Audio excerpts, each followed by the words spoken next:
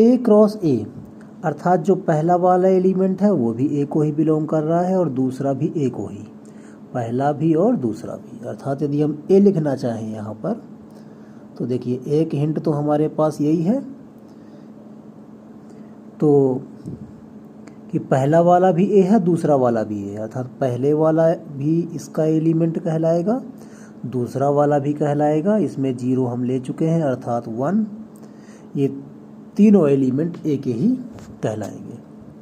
आगे दिया हुआ है कि ए क्रॉस ए में 9 एलिमेंट हैं। अब देखिए हमें पता होता है कि जैसे ए क्रॉस ए है या मान के चलिए ए क्रॉस बी है तो उसके जो एलिमेंट होते हैं वो Na और मल्टीप्लाई NB के इक्वल होते हैं। अर्थात ए में कितने एलिमेंट है, बी में कितने हैं, मल्टीप्लाई कर दीजिए तो ए क्रॉस बी में पता चल जाता है। अब देखिए यहाँ पर ए क्रॉस ए है तो यहाँ हम इसको लिख सकते हैं कि ए क्रॉस ए है और यहाँ भी लिखेंगे हम ए क्रॉस कि ये भी ए है। अब देखिए Na तो ये हो जाएगा आपका Na का स्क्वायर हो जाएगा और इसकी वैल्यू हमें दी है 9। अब 9 होता है 3 का स्क्वायर, तो स्क्वायर से स्क्वायर हो गया कैंसिल, Na इक्वल टू आ गया आपका 3।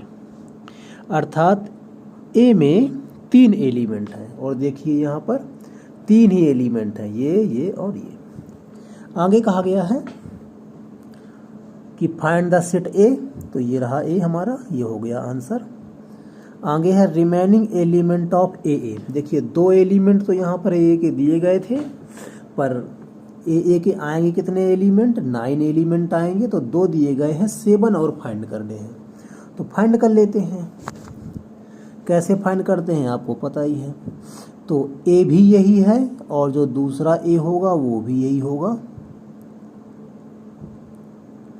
अब कैसे करेंगे तो -1 का तीनों के साथ, फिर 0 का तीनों के साथ, फिर 1 का तीनों के साथ। तो बना लेते हैं यहाँ पर हम। तो -1 का -1 से भी, -1 का 0 से भी, -1 का 1 से भी। आगे देखते हैं। अब 0 से स्टार्ट करते हैं। तो 0 का इससे भी और इससे भी। तो 0 का -1 से, 0 का 0 से और 0 का 1 से।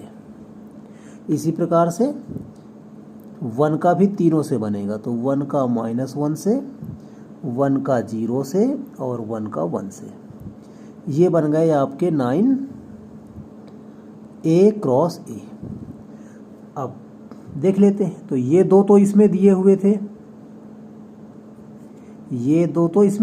थे, तो इनको छोड़ करके आप सभी को लिख देंगे। -1 0 और 0 1, तो -1 0 और 0 1, तो -1 0 अर्थात ये तो हमारा क्वेश्चन में ही गिवन है, इसको छोड़ देना है, और 0 1, तो 0 1। इन दोनों को छोड़ करके हम बाकी सभी को लिख देंगे।